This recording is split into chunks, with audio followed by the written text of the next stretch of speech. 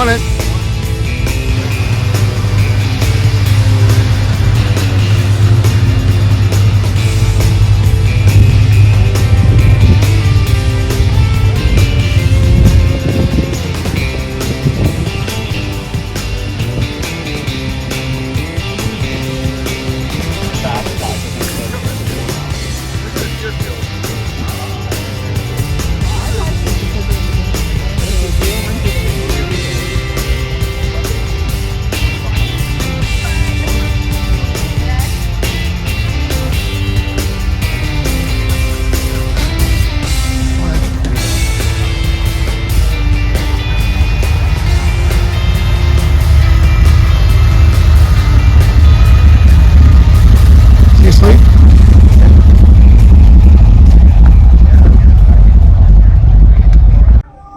Hi everybody, Jimmy T from Lil'Iguana here with the charity of choice for the 50-50 raffle at the New Hampshire Muscle Car End of the Year car show.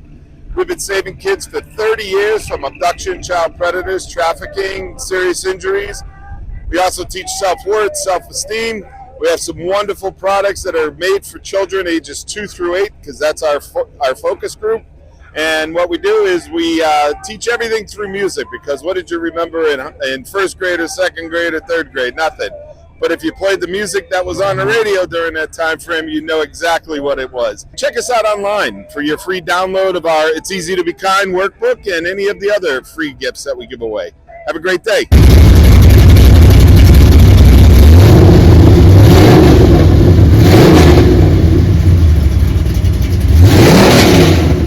So this is a 1969 Firebird Trans Am convertible tribute. I get asked all the time, is it real? No, it's not. They only made 8 of them. What's your convertible for?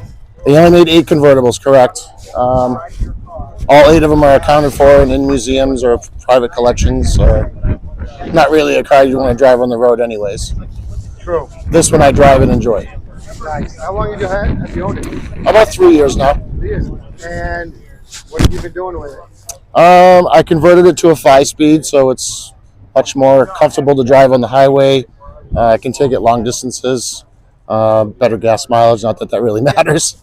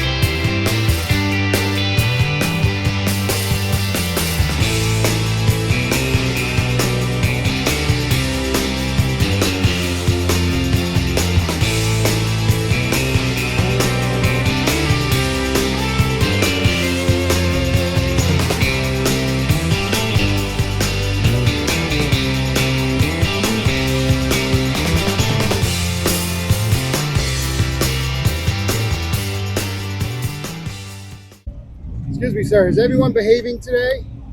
For the most part. For the most part? For the most part. You do have to guide some people, but for the most part, they're all doing a good job here. They're watching what we're doing and behaving, so we're doing all right. No troublemakers today, huh? Not yet. Not yet. Day's not over, right? We got plenty of security around here, though. Oh, I noticed. Well, I'll make sure to behave. Yeah. All right, we're here with Victor Wilcox from Keene, New Hampshire with his 55 Pontiac. What model is it? It's a Chieftain, an 860 Chieftain. Is it really? You know, I had to stop because you just don't see a lot of these 55 Pontiacs. No, you don't. You see the Tri-5 Chevys. Yes. I know, I got a 55 Buick I'm restoring. Those are beautiful, too. this is amazing. How long have you had this car? I've had this about 6 years. It'll 6 yep, years. a little over 6 years. Yep. Wow, was it like this when you found it? Yeah, except for the paint. I've done a few things like that, but mechanically, it's just turned 62,000 original miles, and besides distributor change, and I just got a new radiator because the original one. But other than that, no, that's it. Original drivetrain, original motor. What's the engine on this? It's a 287. It's a V8. It's the first V8 Pontiac ever made. Really? And then after that, every year they just bored and stroked it. I right up, used the same block right up to the 389s, 400. Amazing, amazing. Was it this color when you bought it, or? Nope, it was a solid blue called Beaumont Blue. Oh, I know Beaumont Blue. Yep. Yeah. And between me liking the two-tone color and everybody coming up and saying, hey, that's the previous owner's car, I said, no, I want to make it mine. So I searched around and I saw the cars I liked, what type of blue, and this is a Viper Blue metallic. And I wanted something other than the typical white or off-white for the top, so this is a medium Chrysler metallic.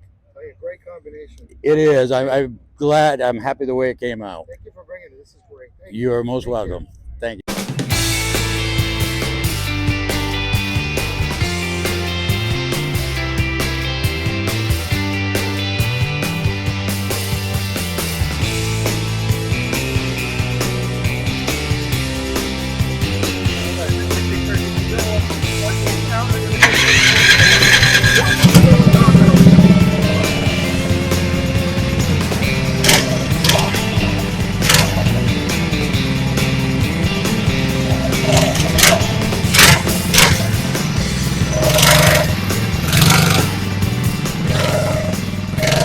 You and Andrea and Mark, 72 Plymouth Cuda. Yes, Tell me this baby's rare. Why was Very it rare. So rare? because back in the a lot of these Cudas were made with automatics, and this is a standard. Has a standard 4-speed, and it's a what is it, a 340 horsepower engine, Nice. and it's almost all matching numbers other than the paint color. What is the pink color here? It's called Panther Pink. Panther pink. Yes. Well, that explains the story. Yes. Yeah, she's really cool. Really cool. Yeah. They didn't make too many in 72, did they? They did No. not. That No. was the last year for them, right? Mm-hmm. That's too bad, but man, this one really stands out. I'm glad you guys brought her. Yes, we are too. We're selling her. If Yeah. anybody's interested. It's, yeah, but it is a beautiful car. Well, thank you again for taking time. Well, thank Thank you. you. You have a great day. 3100 pickup. I mean, this thing's amazing. Thank you. I was next to you as we were coming in. I couldn't even hear myself think. She sounds so good. How long you had this truck? I've had it for about 5 years. Is this a COVID truck? Yeah, I built it during COVID. Yeah. I was bored, had nothing else to do. So you decided it's gonna. Can't go anywhere, can't do anything. Might as well lock myself in the garage and get it done. Yeah. Well, how did that happen? Hey, if there's any positive out of that, a lot of these old cars got restored Right. in that period. So what drew you to this truck? I've always been partial to the vehicles in the 50s. Yeah. So, and I've always pretty much case from Ringe, New Hampshire, and it was a rust-free truck, which is really hard to find, and a big window. Yeah. So I decided that I had to have it. So I saw it on Craigslist. It popped up on my computer as I was looking at it on a Sunday, and as soon as it hit, I called the guy and said sold, and I went and bought it. No questions asked. Yeah, and I put it in a storage bin because I wasn't ready to build it, and then COVID hit, and then I said, you know what, I'm gonna draw that out of there, and I'm gonna build it. When I got it, I drove it every day to work, except the winter, for about 4 years. And one fall, I decided to put it in the garage and fix something. And I don't know, 10, 12 years later, I was still taking things apart and upgrading it, but basically went through the whole car. It has a fuel-injected 350 with an overdrive automatic, and a positive rear end, power steering, power brakes. Well, she's a nice driver. It's a nice driver, yeah. You know, so my intention was when I retired, which is now, was to hook a camper on the back and go camping, but 57 out of 1.5 million cars. They made 6,300 Corvettes, 6,900 Nomads, and 7,200 of these. and about a third of these, they cut windows in the back sides to sell them to the military. They wanted to buy them, but they wanted windows in there. So they actually cut windows in. So a whole bunch of them got hacked up that way. Oh, we're here with Ron from Sanford, Maine with his, what year is this? This thing's amazing. It's 1968 G10 van, half-ton van.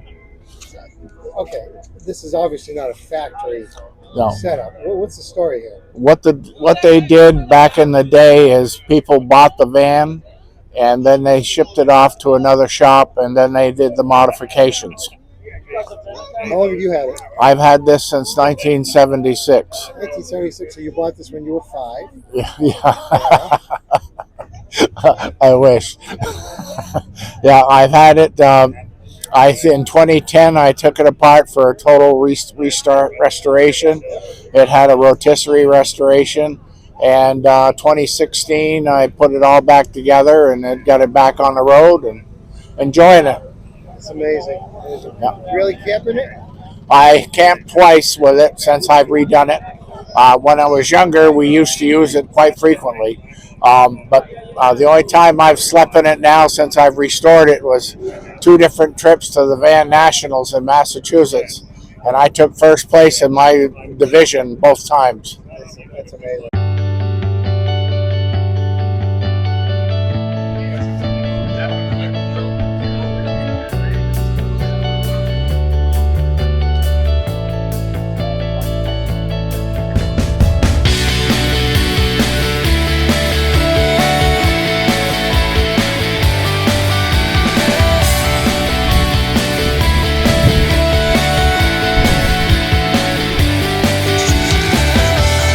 How long have you owned this car?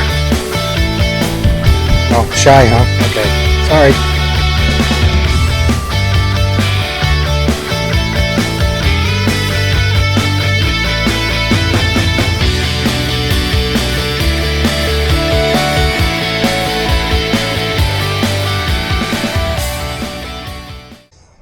All right, we're here with Chris from Automotive Street Machine. Chris, you've got some really interesting things here. What do you do? Well, thanks. Yep, so Automotive Street Machine, we specialize in automotive fabrication. We're a specialty metal fab shop. We do everything from sheet metal work, bead rolling, English wheel, custom paneling to custom headers to chassis work. Everything in between. Custom headers, huh? Yes. Yeah, you and I need to talk. Everybody likes custom Yeah, headers. you and I need to talk. I got a 67 GS400. They don't make headers for that. It was a 68. They would? Not 67. You and I Right. need to have to sit down. But anyway, how long you been doing this? I've been doing this for about 10 years. 10 years, wow. Yes. You look like 15 years old. What are you talking about? Yeah, thanks. Anyway, what got you into this business? So, growing up, my uncle had a shop and did mechanical work, and from there I was hooked at a young age. Went to college for automotive technology, and after that, worked at a couple dealerships, and then I went on to the hot rod side of the house, learning, all the skill set, all the metal, focusing on all the metal work, chassis work, and was fortunate to work with a lot of different people, learn a lot of different things, and just get some good experience to, offer my clients, top of the line metal work. So that is actually my car. It is not. No, it's not done yet. Oh, it's not done yet? No, it is not Are done they yet. ever done? No, I don't think it'll ever be done. That's a safe They may rhyme, but assumption. they're never done. Right. It's always a project. There you go.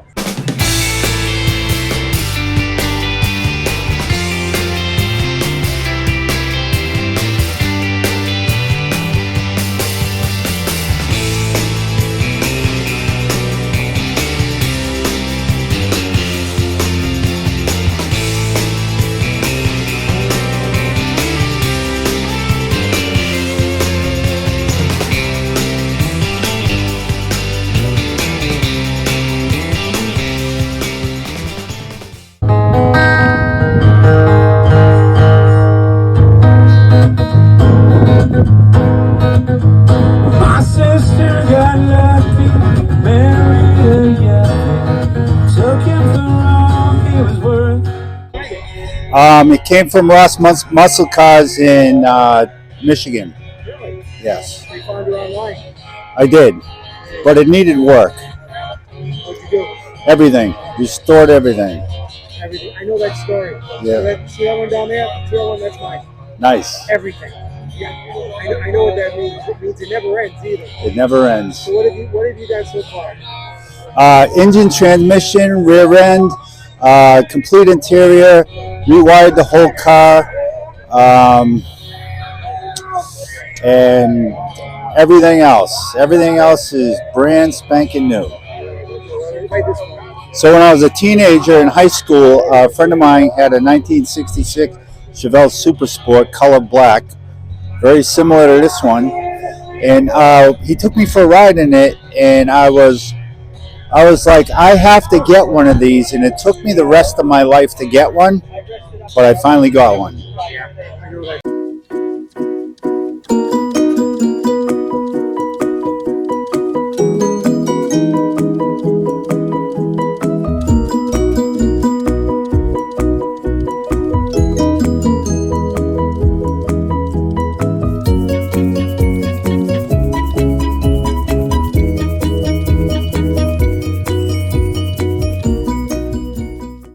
Always loved this year. How long have you had this car? I've had it about 35 years now. 35 years? Yep. Goodness, so you bought it when I always use that joke. You bought it when you were like 5, right? Yeah, yep. Bought it right out of school, and it sat in my garage for 30 years unrestored. Put it back on the road about 7 years ago now. Good.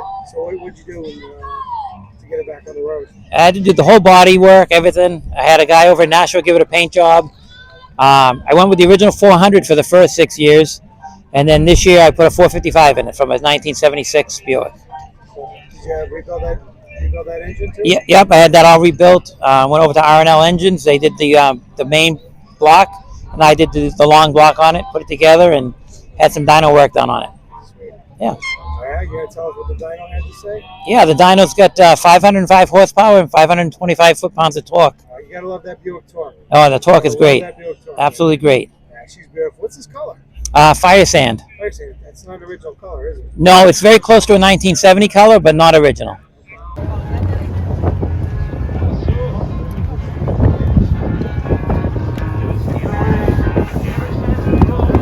License registration, please. The car show season is coming to an end, man. It's unbelievable. Too fast. I didn't get out my car enough, to be honest with you, but it was too fast. Yeah. I feel like we just did that interview. It's crazy. It's crazy, and now we're heading into where are we? Mid-October, heading towards November when it's all done. But this is our last show of the year. I got to tell you though, what a great turnout. We got the weather, right? We got a beautiful sunny day, not a cloud in the sky. Unfortunately, a little bit breezy, but we're at our first time here at Hopkinton Fairground out in Pontiac. And I got to tell you, I love this layout. I hope everybody's enjoying it. Everybody asks what we have for numbers of cars. We don't know until the next day because we got to tabulate everything, but we're well over 500 cars here today, which is a great turnout for a first show. Everyone seems to be enjoying it. This is a great venue. Yeah, thank you. We are hoping to come back here also. It's our first year. We had to prove ourselves. Every venue always gets nervous about, hey, it's a car show. What are the cars going to do? You're going to have people burning out. So our crowd's excellent. Our members are awesome. And so I know that they'll have us back again. And certainly our intent and interest is to be back here again over and over again. So what we're trying to do with our venues and events is we're going to try to do Deerfield at the beginning of every year. We're going to do Star Speedway in the middle of the year. It'll be August next year. We've already got that locked in and Deerfield locked in. And we're hoping to do this one again at the end of next year as well. But we'll be announcing that in the next 30 to 45 days. We're going to put it all on our schedule, right? Exactly. I hope so. All right, well, great to see you again. Thanks again for everything you do. No, thank you for all you do, and I appreciate it. Thank you for the time.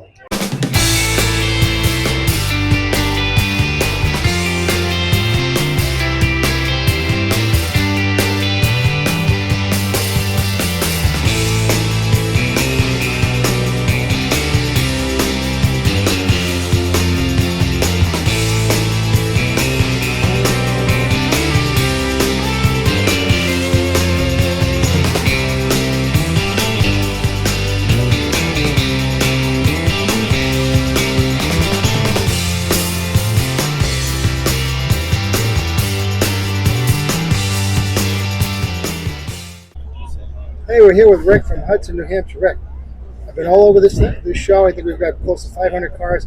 I'm going to tell you, this is the only one I've seen like this. Thank you. Tell me, what are we looking at here? You're looking at a 98 Corvette underneath, where I stripped all the body panels off of it and put a 59 Dodge Coronet rear sheet metal on it. And the front is a 61 Chrysler New Yorker. I tell you, how'd you get this idea? Well, you know, there are crazy thoughts in his head. Of course. And I actually saw a Cadillac done with a similar idea, except they pulled the rear quarters in and the tires stuck out. And when I saw that with the fins, I thought, I want fins, but a full-bodied car. Parts, where those come from? They came from Craigslist. The gentleman was selling two 59 Dodge Coronets, one that had been hit on his first drive after he restored it, sadly, and he was giving up on the project. And when I came along, his wife says, what are the odds of somebody coming along just needing the parts you don't need? So I took the car apart, I gave him back the frame and the nose, and he's restoring his 59 again. That's great. Back on the road, yeah. Oh, that's great.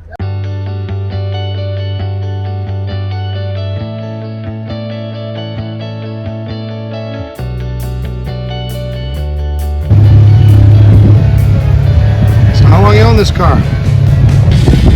Oh, you don't want to talk? Okay, well, sorry to bother you. It's a car my dad picked up out on the West Coast. Did a full rotisserie restoration on it about 15 years ago, and I acquired it from the man that he traded a Roadrunner for it about 7 months ago, and been having fun with it ever since. Yeah, it's absolutely amazing. I mean, it looks like it just came out of the factory. It was rotisserie restored in my dad's garage, and every nut and bolt was painted and cleaned and the whole bit. So it's a Max Wedge 426. It's got the cross ram intake and the factory exhaust manifolds that look more like headers that really makes the engine pop when you're looking at it, those crazy exhaust manifolds coming up.